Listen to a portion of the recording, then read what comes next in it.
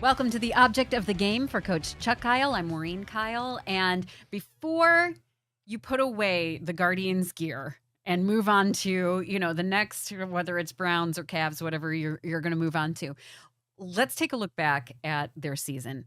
Our guest today is somebody you know well, especially if you're a Guardians fan. In a couple minutes, we're talking with Mike Hargrove.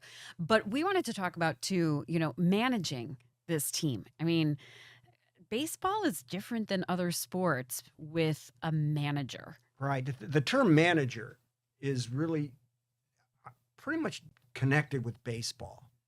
In the other sports, you're coach. You're the head basketball coach, football coach, go on and on and on and on. But baseball has always had that term manage. Yeah, if you're the manager of the Guardians, you have a batting coach, you hitting coach, you have a pitching coach, so on like that. Manager. So what is it?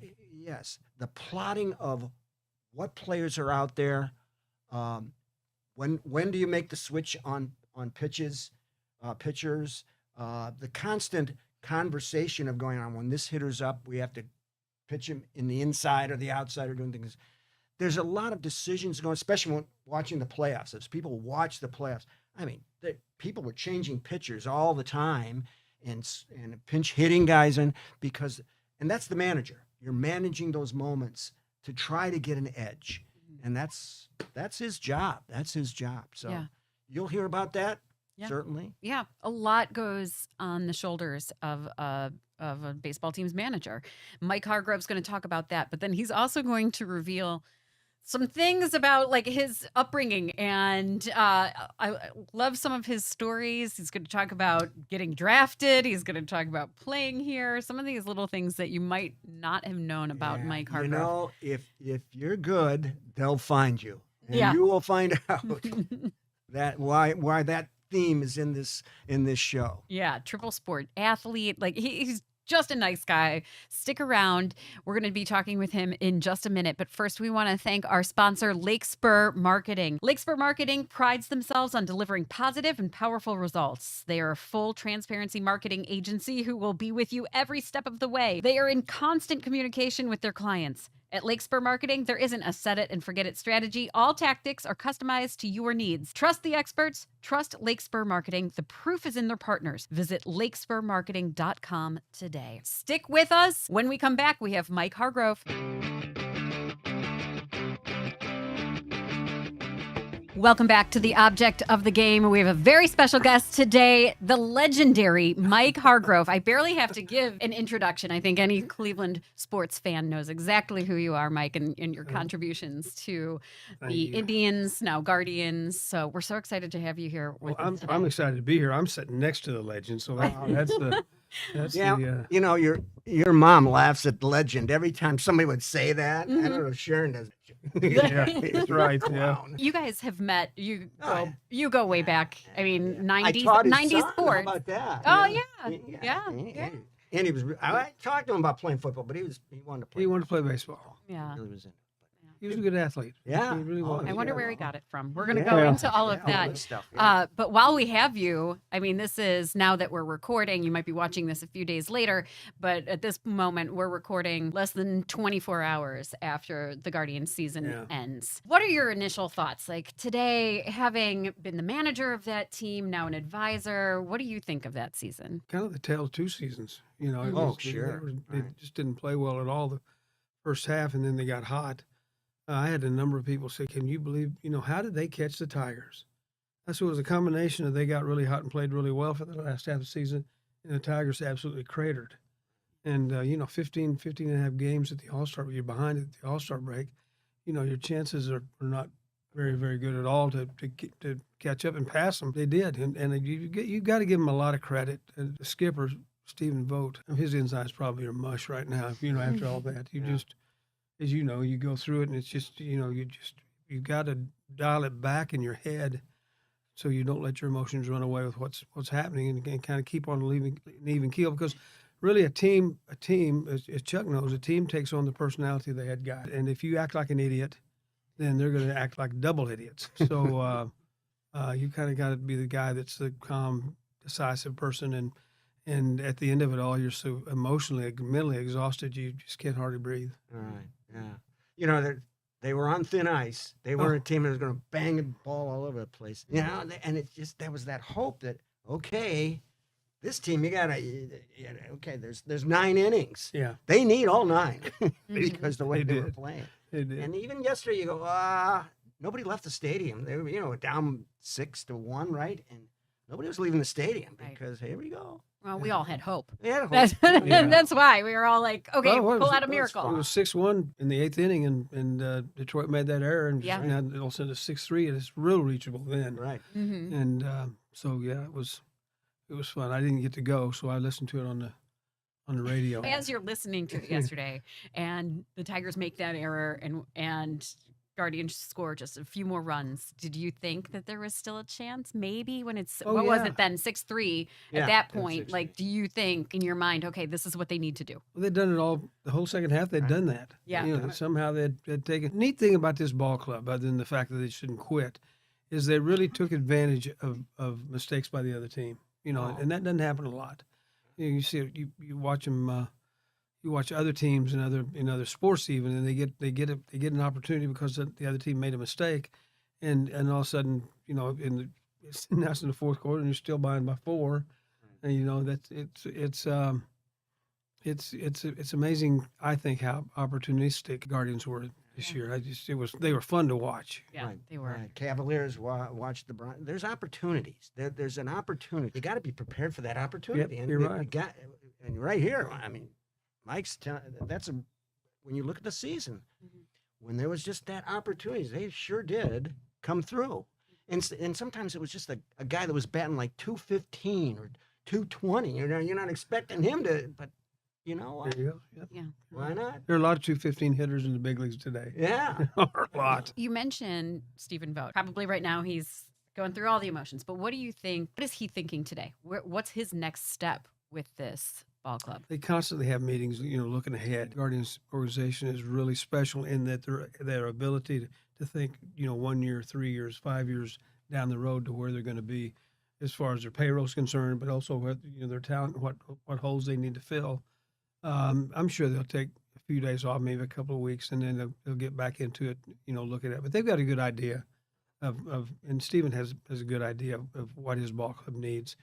And so, yeah, that's it's kind of a fun time and almost, you know, it's almost a kind of a frustrating time because, you know, there's certain areas you can't get to. Wheels are already turning and have been for a while with these guys. They're good at what they do. So what is it that you think will take this club to the next level, maybe next season? I'm glad I'm not the manager. They need a couple of big boppers. You know, guys that can really move a baseball and be consistent in how they hit. This team has been very, very good this year in playing small ball. You know, getting a man on, getting him, you know, guy on second base, nobody out. You know, hit it to the right side, get him over, sacrifice fly, scores a run, get a bunt down. They run the bases aggressively. Sometimes it kind of get on the edge of your seat when you see them head out for second base, and you think, oh no, they've got that. They do that, and that hopefully that won't stop. But they need a couple of guys that they can surround Jose Ramirez with to make them pitch too. Jose, back in the '90s, we had Tommy Ramirez, Eddie Murray. Choose your poison. Exactly. Yeah. Exactly. Right. They had to pitch to one of them, and it usually cost them. Yeah. We don't have that right now. Can they accomplish that in one off season? Sure. They can. At what cost? Do they do it through trade, or do they go out and pay for a free agent? You know, they'll make that decision, and they'll make the right decision. But that's the one thing that we do need. We need some guys that can move a baseball. There's no doubt about watching these guys this year too. There's some young kids coming up. Oh, yeah. Are very interesting. Still learning the game a little Yeah. bit, but and then they, you know, the other day, the Louder's first experience in Major Yeah. League Baseball. Here he is. Oh Yeah. my. It's just what he needed, wasn't it? Yeah. Who do you have your eye on? And the current lineup, like some of the newer guys, like who do you think is going to be somebody to watch? You know who I really like? I like a couple of them. I like Rocchio. I think he's really improved as a hitter. He has. His swing gets a little long at times, but I really like the way he came around this year, offensively and defensively. I really like him, and also like Kefas. You know, he's got a kind of a little bit of a funky stroke, but you know, I kind of like the way he approaches to hit. Now, those two guys, just off the top of my head. They're young. Hey, let's see what happens. Yeah, Yeah. I know Okay. that's always their reputation. Let's take a quick break. We're going to get into how you are a tri-sport athlete growing up. It's amazing, isn't it? I know. Well, I mean, it's amazing. Now everybody, we talk about it all the time. People kids specialize, and Play you know, but sports. every expert says play multiple sports. So we That's want to right. get your take on it. When we come back, we'll have more with Mike Hargrove. Thank you so much for watching The Object of the Game. We have Mike Hargrove on with us today. And you met, I don't know exactly how you met, but Dad, I was kind of surprised you said that Mike would be in the stands at some of the football games watching, Yes. because A lot he's a of things, football yeah. fan. Yeah, he put the nose and glasses on Yeah. so nobody could recognize him. Incognito. Way up in row C. Yeah. You know, he tell me he's way over there. Chuck's But- teams were fun to watch. Oh, I'm telling you. Yeah. Yeah. But he, come on, from Perryton, Texas, huh? Yeah. A little High school, dirty spot in the road. three sport in high school. Goes on to Northwestern Oklahoma State. Okay, three sports in college. Now that one, if we have any guests, we've always tried multiple sports. Here is a guy that even in college, three sports. That's amazing. So it was football, baseball, basketball? Yes. Okay. Yeah. So those three major sports Oh, too. Right. Hey, in college, I got some statistics. He did his Oh, his geez. research You know, he on wasn't you. just sitting on the bench talking. He was. I got you averaging 10 points a game. In your I didn't know senior that, year. Yeah. I That's did some basketball? research. Basketball. Basketball. Okay. 10 points a game. Double figures there, Patrick. Not bad. And he's not 6'8", okay? He walked in and we looked at each other pretty much. He got me by a couple Yeah. inches, but you know. Yeah. Football. Now, it listed you at 5 interceptions in 1 year or something like that? Or I career? had 4 interceptions in one game. In one game. Oh my gosh. okay. They what- threw a lot. They threw a Yeah, lot. well, I think so. Defensive back or linebacker? Safety. Safety. Yeah. Look at that. See, safety. You got to put the guy back there that can read and cover the field. Look at that. Let's see, baseball. A 323 batting average and 18 career home runs in college. That's what I found. I didn't know all that, but I'm. Yeah, look There at you go. that. He did the math Thank you. for Who you. benefits by coming to Yeah. our show? Yeah, that's what Yeah. it says. Well, you know, I was. Truth be told, football's my favorite sport. Okay, Yeah, there- see, but he didn't lie to me. See, people doubted that. But I'm not yeah, kidding you. yeah. He said that. I love baseball too, but Yeah, but yeah. you know, football is my favorite sport. I went to school on a basketball scholarship. Played 2 years. Got tired of looking at everybody's kneecaps because everybody's so much taller than I was, and ended up quitting it after my sophomore year. First thing I ever quit in my life. Me and the coach didn't get along real well, Oh, okay. and got a scholarship to the same school playing football. So I played 2 years of football, and my dad talked me into going out for the baseball team.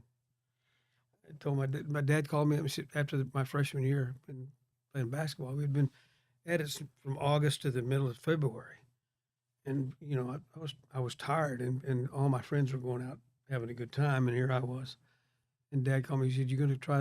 You're going to walk on for the baseball." And I said, "Dad, those guys, I can't play with those guys. So, you know, they're." At that time, you had to blouse your pants. You know, you didn't wear. You know, I didn't know how to get dressed in a uniform. And he said, "Do me a favor, just try it. Just try it. And if number one, if you can't do it, number two, if you don't enjoy it, and don't do it." And I said, "Okay, I'll do that for you." And thank goodness I listened to Wow. him. Oh wow. Look at that. Yeah. Look at that. So then you go out for the baseball team. What was it? Was it an immediate click? Like this is, I feel like there's something here, or was it after a couple of years that you Yeah, felt that's like a good question. I hate tooting my own horn. to But your own no, horn? but That's I what was- this show's for. But that- But I- No one blames you. Hopefully, there's some young kids Yeah. watching, and yeah, Yeah. Look, I was a good athlete. yeah. Yeah. And I had good feet. Sounds like Right. it. Which Yeah, is important. That's, Good- I had that's good, a quick fact. feet. That's not an opinion. I can't. I will not. I run like maybe a 13 flat 100. I'm slow, but I'm real quick. And you know, they used to run those suicide drills where you Right. down and back, down Right, and back. down and I back. always won those. Right. Because I was, you know, I could stay with you for 15 yards, Mm-hmm. but I was sucking gas after 15, and so I had good quick feet, which I think is really important for anybody that wants to, you know, do anything in sports. Sure. You know, I played when football season was in.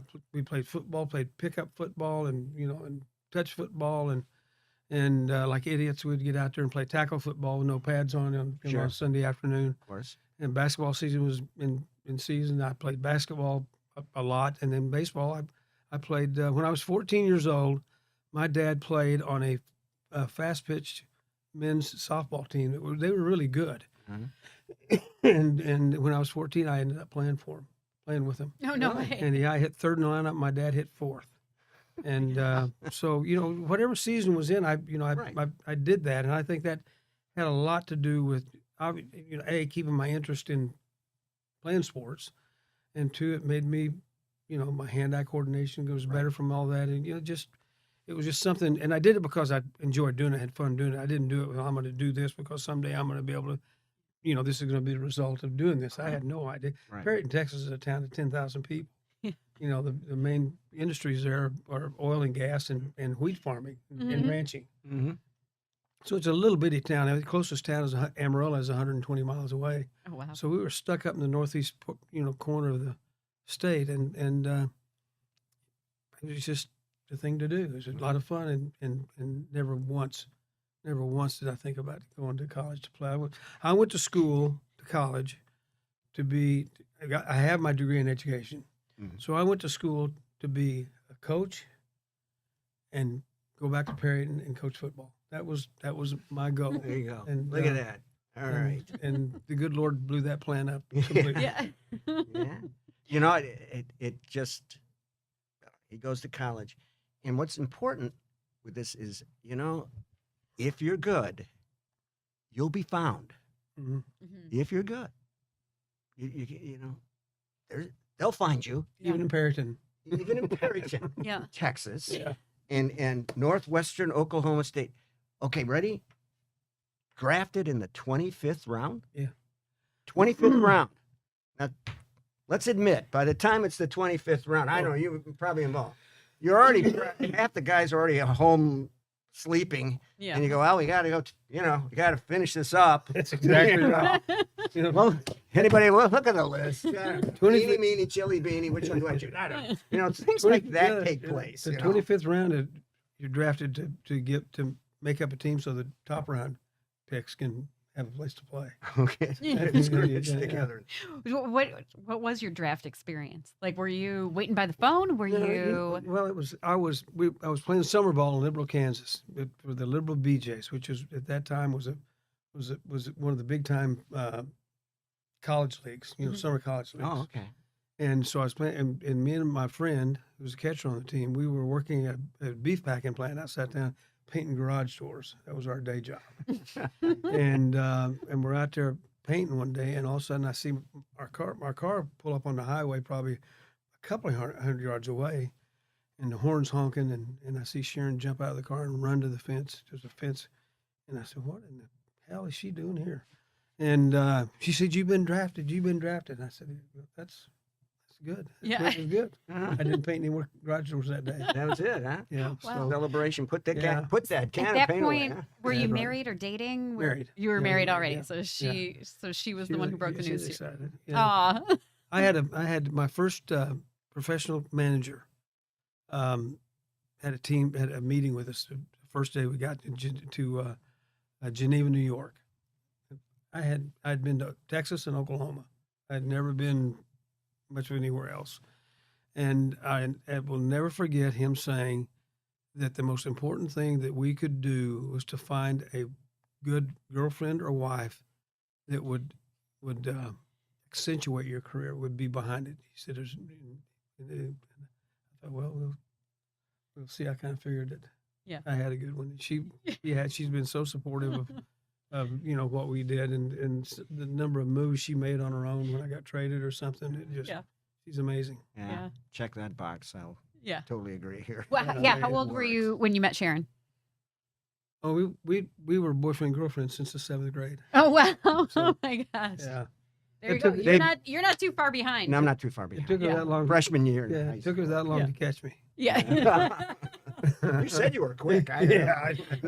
We're going to take a break because, and when we come back, I want to hear about your journey to the big leagues and then how you ended up, like the story behind finally ending up in Cleveland. We were very lucky to have you for as long as we did. We will be back with more from Mike Hargrove. Thank you for watching The Object of the Game, and it's no argument for most Indians, Guardians fans, the 90s was just one of their favorite eras, if not the absolute favorite. And we are here today with Mike Hargrove talking about those years, how he got to where he is, and all the other things in between growing up playing sports.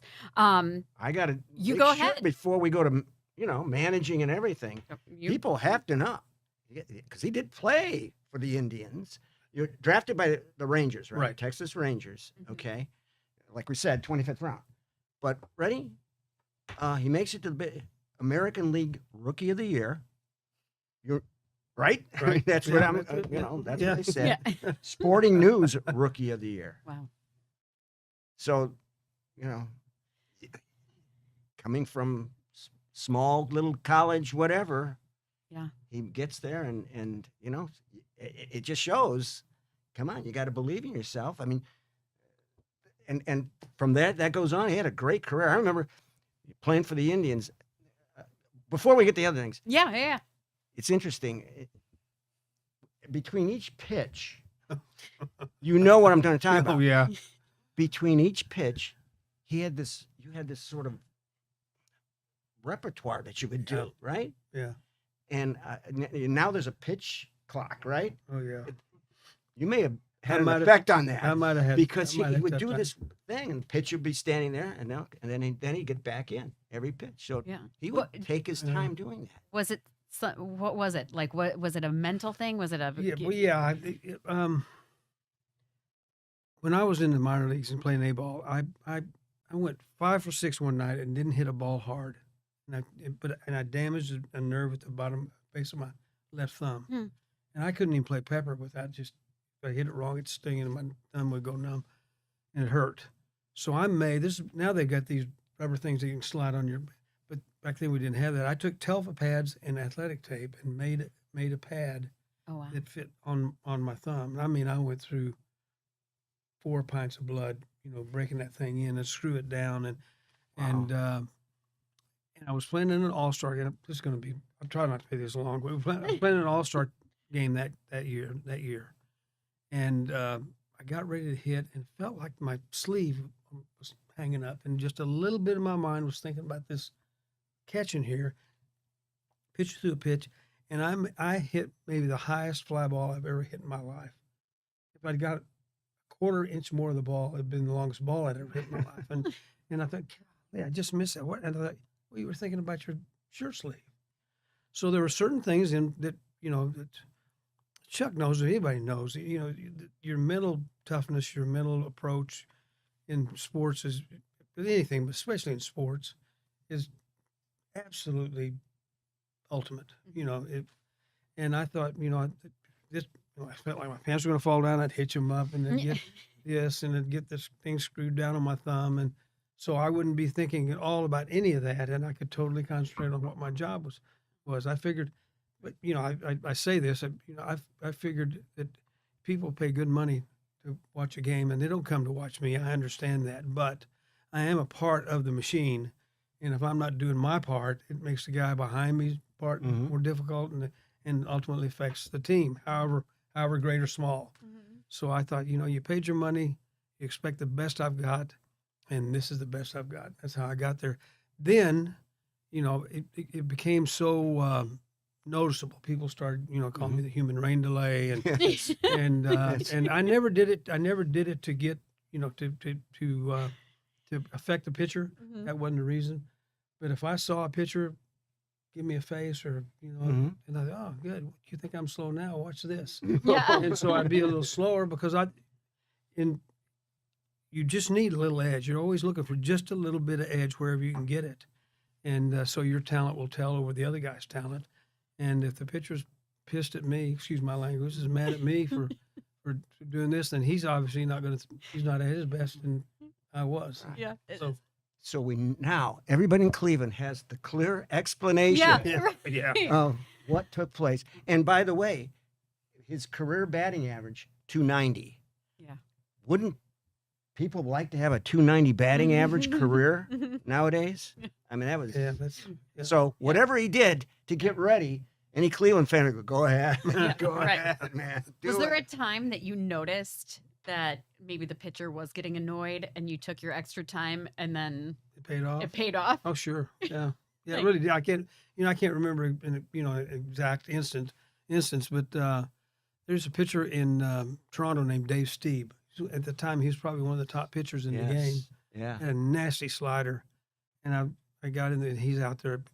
He's not screaming at me, but he's walking around, and I don't know what my average, how I hit against him, but I hit the ball hard against him for that simple reason. Yeah. It gave me confidence. If he's thinking about me he's distracted. taking time, he's distracted. Yeah. And maybe I've got a better chance. Yeah. Right. So you played in Municipal Stadium then. Mm-hmm. What was that like back then? Well, I mean, the history of that stadium is what made it special for me. I grew up, believe it or not, in the Panhandle of Texas, a Browns fan. Oh, I loved watching Jim Brown and Lou Groza and all these guys. It was just, I was a fan, and so walking, and I grew up an Indians fan, and Rocky Calavito was my favorite player. Right. Oh, At that time, they had the Saturday game of the week with Dizzy Dean and Pee Wee Reese, and they showed a lot of the Indians, even in Texas, and so so walking in there with that history, Bob Feller and all these early Wynn and all these guys, Rocky and on and on, I felt like it was a tremendous honor, but it's the only stadium that I ever played in that I walked in. I walked through the doors and instantly felt like I needed to go take a shower. Yeah. It was just not. It wasn't. Yeah. It It just, kind of icky. Yeah. yeah. It was a little. I was not sad to see us go to Jacobs. Right. Right. Yeah. I have vague memories of that Well, ballpark. I wow. think we went That's good for maybe you. once. I don't know, but I maybe. can remember it was Yeah. and I Right. still call it the Jake. I mean, it's so much nicer. Yeah. Like we're in better Right. accommodations Right. now. Right. No. So when was all right, because I do want to get into managing and I think we're gonna get a first answer here and then we'll have to take a break. But then being able to come back and manage that team, like having that opportunity, having played, growing up a fan, which I didn't realize, you get that call. Was it how did that feel? What was the thought going through your head? I was a little bit torn. I was extremely excited. But the way I got the job was because John McNamara got fired, and I'd been working for John, and I hated to see that happen. I know that the night before they announced it, I was told by Hank Peters, who was the general manager and president of the club at that time, to come into the ballpark and be there about 9 o'clock. He needed to talk to me, and I thought, oh my God, where am I going? And all of a sudden I realized that because things hadn't been going good. And so I went in and I couldn't go to sleep. I didn't sleep that night at all. Didn't go to sleep at all. I woke up. I got out of bed about 8 that morning and went out and ran, which I'd rather do anything than run. But and I went in. He told me, and I went back, and my son was playing a little league game, and I walked up to sit in the stands with Sharon and told her, and that was it. Yeah. Wow. Yeah. It was fun. Yeah. I enjoyed it, but I felt really bad for John. Yeah. It's always that's how things Things tend to happen. I mean, that's unfold. when you put. Yes, it's in sports, and that's the way. The old saying, "You're hired to be fired." Yeah. Yeah. And it's Yeah. going to happen. Yeah. Yeah. It's going to happen. All right, well, let's take a quick break, and when we come back, we're going to talk about those golden years Whoa. that all the fans love talking New about. stadium. In the new stadium, There you go. New stadium. like I said, Yeah. the Jake Okay. Progressive Field. All right, we'll be right back.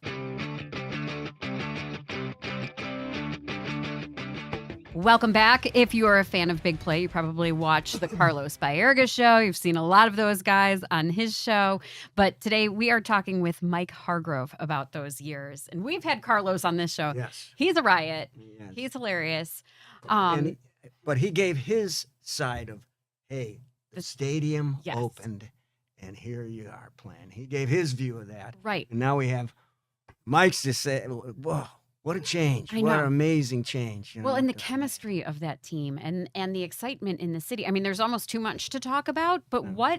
when you think back to those years, what is it that you think made those years so special? Yeah, that's a good question. Those guys knew how to win. Before the game and after the game, they were just about a half a step out of control. You know, I mean, they like to have a good. I don't mean party. They like to have a good time. Yeah. But when game time rolled around, really, we'd show up for the ballpark at the ballpark. We'd start BP at I want to say 5:30. Everybody got there at 11 to 12 o'clock in the morning. The music would be loud. They playing pranks on each other. How teams goof around Mhm. and we go out for BP and we'd have BP and we'd come back in at whatever time it was. And I always had a rule that all the card playing and everything after batting practice Mhm. was off. Finish your game before you go out.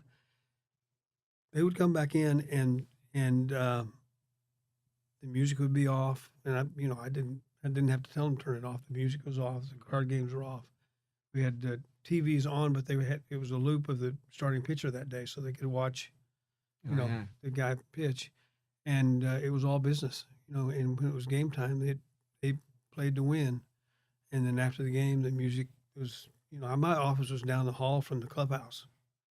And after we had win, I could hear the music with my door closed. So, but they knew when it was time to work and when it was time to play, and they knew how to win. That's the thing I take away from those guys so much. That doesn't mean we didn't have problems. I think Chuck can tell you, you go to the ballpark, you go to your office. Every day there's 3 or 4 fires you have to put out. Right. Oh, yeah. You just want to put them out when they're small ones and not big ones.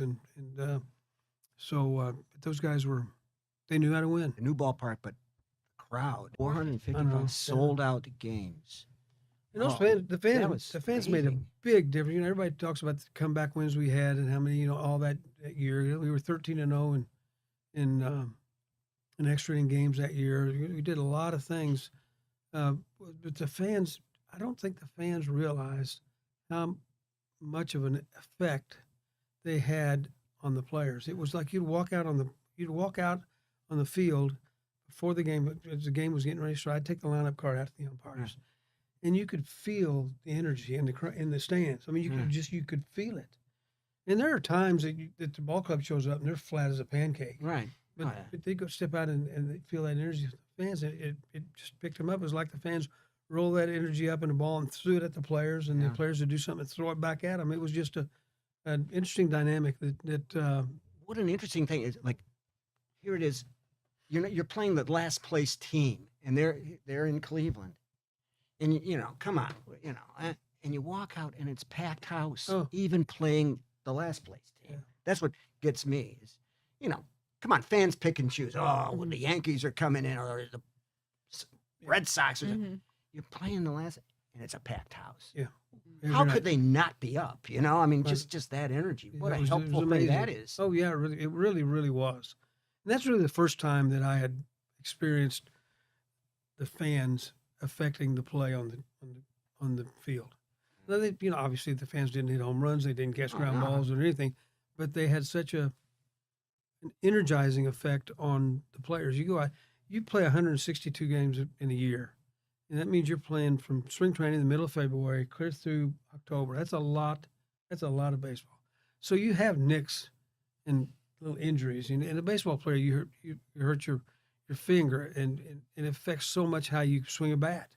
I remember Doug Deacon used to come in our clubhouse all the time, and when I was playing, and we'd talk, and he'd call a sissy. He'd sit down, we'd talk, and he'd call me a sissy. And I said, what do you mean? He said, well, your wrist hurts, you can't play, you can't swing a bat. And I said, well, yeah.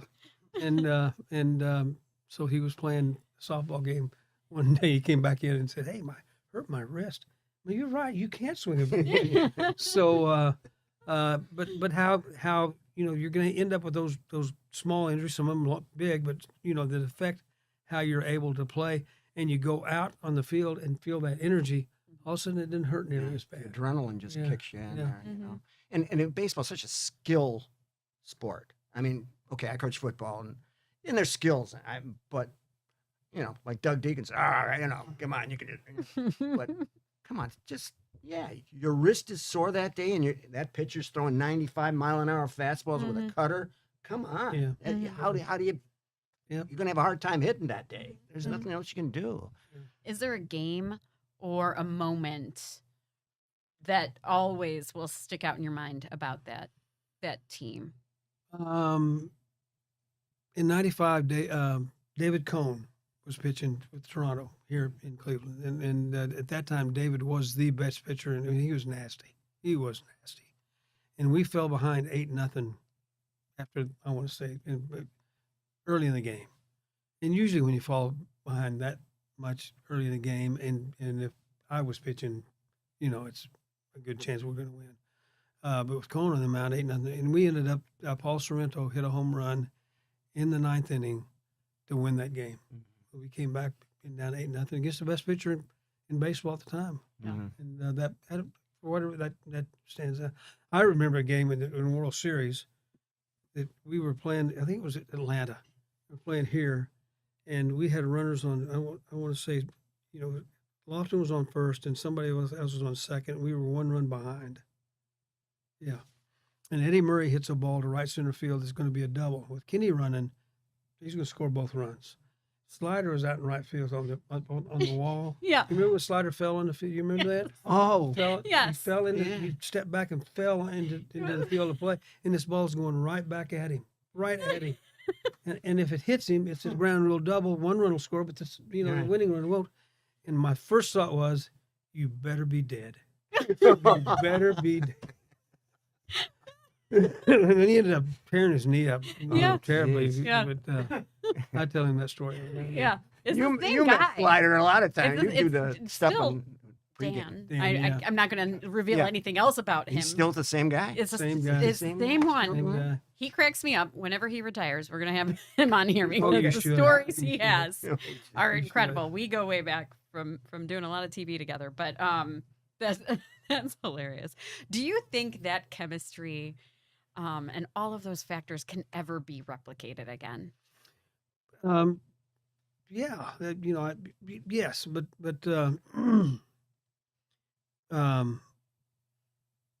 it's you hate to say it's once in a generation thing, but yeah, the chemistry can be replicated, and but that was such a good offensive team. Right. I mean, you look at the 27 Yankees; they call them murderers row, and all Right. the offensive statistics that they have, and you take that 95 team and compare it. We're real comparable, if not a little better. So, that's tough. We had Paul Sorrento hitting 9th in the lineup. He had 25 home runs. Yeah. That's Wow. pretty good. That's hard to replicate. Yeah. Yeah. I mean, all the fans hope that we can replicate Yeah, that one you know, day. you have this little small sampling this year, just a sampling. Yeah, we couldn't hit they couldn't hit like that, but just that comeback that they did this year. Yeah. And you see the fans going, "Oh, this is fun. This is Yeah. awesome," right?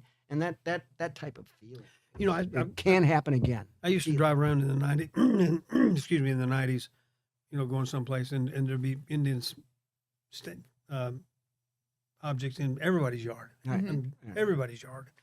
And in the past few years, I haven't seen that until this last week. Yeah. And I was driving down the road the other day, and here's a Guardians fan sign there, and here's one over here, and this guy's got his house. It looks like a Guardians clubhouse. And, Yeah. so that was that was fun to Yeah. see that again. Let's take a quick break now. I don't know if you know this, but we put everybody through a little English lesson to wrap up the show. We won't quiz you. I promise. We won't quiz you. But we're going to talk about some of the life lessons that you've learned through sports, whether it was when you were playing, whether you were managing. And then we always wrap up with a Shakespeare I have quote. to. Still Yes. Shakespeare? We're still Yeah. going Shakespeare. All right. I got We will be right back. All right, we are wrapping up this episode, but we cannot wrap up until we talk about some of those life lessons that we hope everyone learns through sports. Mike, I have 3 kids. They're playing sports. I don't know if they're going to be big athletes. And so when we started this show, I told my dad, I'm like, hey, I'm going to drive to all of these practices and I'm going to pay for these sports. But there are certain things I hope that my children learn by playing sports. Yeah. And so that's where this has come from, this whole entire show, but especially this segment where you have sent Mike some some right? themes that And maybe we never want to know before. Mhm. Right now, we're going to find out because it's just the interesting conversations that take place, Mhm. from it. So, and with all his experience, I'm eager to hear Yeah. these because what he's, I mean, come on, World Series, all this thing. Yeah. It'll be fun to hear. So, sports, life. There's some qualities, characteristics that certainly do apply. So, what'd you come What did I up with? pick? I picked hard work Mhm. and perseverance. Oh, Mm. the work ethic is, Yeah. where does a kid learn that you got to Yeah. work at Yeah. things? Yeah. Where does a kid learn that? You can go do your homework. Okay, my homework. You'll be, Yeah. But sports is, Like looking back, when is it like what makes you think hard work, perseverance? What was that time in your life? Oh, well, I was in San Diego. Got traded from the Rangers to San Diego, and I thought they were throwing square baseballs in the National League. I was not. I wouldn't. But I kept working at it, kept a good attitude, and got traded to Cleveland, where things just blossomed. Right. For me, hard. They always say, everybody, everybody can be president. Everybody, you, me, you, all of us can be president. And realistically, that's probably not happening. What they're saying is that, at least I think, is that you have a certain talent level, and the good Lord is giving you that talent, and your job is to make that better, right? Right. And so, for me, I learned early on that if I wanted to get better at school, or if I wanted to get better at whatever I was doing, that if I worked at it diligently, then I was doing, and I don't want to get religious, but you're doing God's will, but you're doing what later in life will make you a better person. Yeah. And then beyond that, the perseverance. I think you have to have perseverance to be able to work hard. Right. It's we all are going to have great times, and they're easy to get through. It's fun. Let's go. But we're also going to have an equal amount of bad times. Tough times. And if you can't persevere through that, then what good are you? Right. I always liken it to standing at a wall. You're standing with your back to a wall, and everybody's throwing crap at you, and it's hitting around you, and you look to see who's with you, but you persevere through that, and people run out of the crap to throw at you, and all of a sudden things are good again. But am I making sense? Yeah. Yeah. Yeah. Oh, Yeah. Yeah. But I just, I think, I looked at that list, and I thought, yeah, there's a ton of really good ones. But the perseverance and hard work stood out for me. Yeah. I mean, we're human beings, right? The ball's going to bounce a strange way, and you hit one, and it goes foul by 2 inches, and you're going to go, come on, you come on, you survive with that. You keep moving, you keep going. Baseball is, again, very important that way because you're coming back the next day because it's a 4-game series, and here we go, and so on like that. And come on, gang, let's go. It's over. You didn't die, did you? It's 0-0, first inning. Let's go. Yeah. And that's kind of that energy, Yeah. That's needed. Before we get to the quote, I always like to ask, because you've parented through sports too. What advice do you have for parents and young athletes? Like, what should they be keeping in mind, especially as they're going through those early stages of, youth athletics? Right. Oh gosh, I think it's real important to let your child do what he wants to do in sports.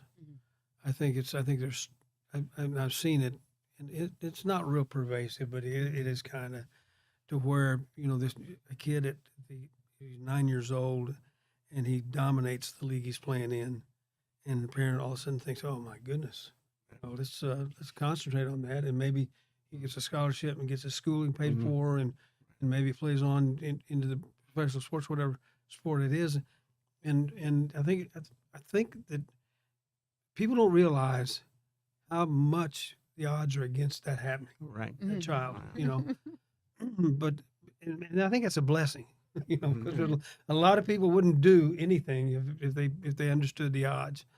So I think it's real important for letting a kid play soccer, and that's not my favorite sport by any stretch of the imagination.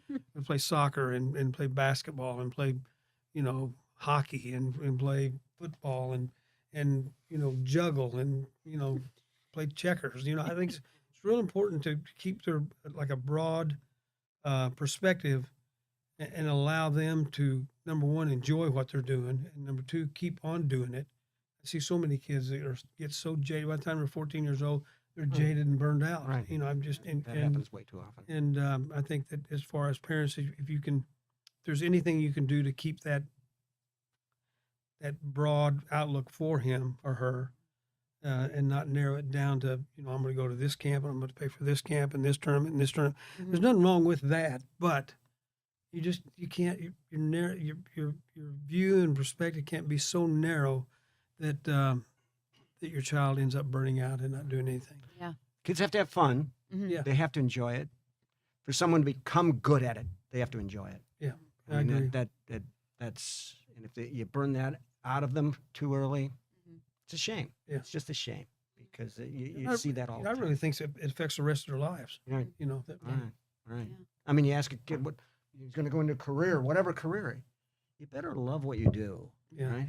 What a painful existence if you hate your job. Mhm. I would have hated. Yeah. I loved every second of it. I mean, Mhm. Me too. come on, Me you too, did. Yeah, I And did. then, yeah, that motivates you. There are parts of it I didn't like much. Well, At times, but I can. but, I I enjoyed it. Let's get the quote. a number of things that have talked about somewhat fits the quote. It really does. It does. This is from the play Othello, which is a tragedy, but okay. But I like this one, and it simply says this: pleasure and action make hours seem short. The fun of, man, that umpire said play ball, and it's like, all right, here we go. Yeah. Right? It's I mean, for football, those few hours before the game, I have to admit I didn't like the 2 I hours agree. before the game. Yep. You just what if what I did what if, doing all that, and finally the official would blow the whistle. There we go. It's fun getting goosebumps, isn't it? Yeah. Yeah. And then the umpire would say, play ball. And you go, Yeah. all right, now here we go. Yeah. Let's go. You're right. Yeah. And what is it? That's pleasure and action. Make hours seem short. Those games, those games go, man. Yeah, they do. move, right? They're Yeah. moving because, man, it's just so much fun. So Mhm. much fun. There So you go. Shakespeare came through, because some of the things he said earlier, I'm going, oh, yeah, the quote fits. Yep. It Yeah. fits. There Got you it. go. Got it right. Got it Now right. you can, on the golf course, now you're going to be able to quote Othello Yeah. and talk about how fast that golf game's Right. going. That'll make losing money a lot more palatable. Yeah.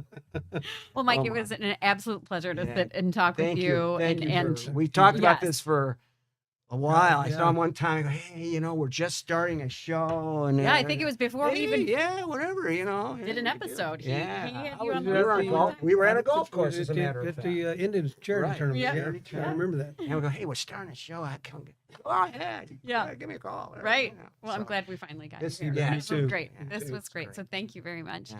And thanks to all of you for watching The Object of the Game here on Big Play Networks. For Coach Chuck Kyle, I'm Maureen Kyle. If you've missed an episode, we have it for you. You can find it on YouTube on the Big Plays channel. Also, download the app, the free app. All of our episodes stream there. That's where you're going to find all of them. And of course, we are live on X, 7 o'clock on Monday nights. And you can catch us, this show, 4 o'clock on the Rock Entertainment Sports Network. We'll see you next week.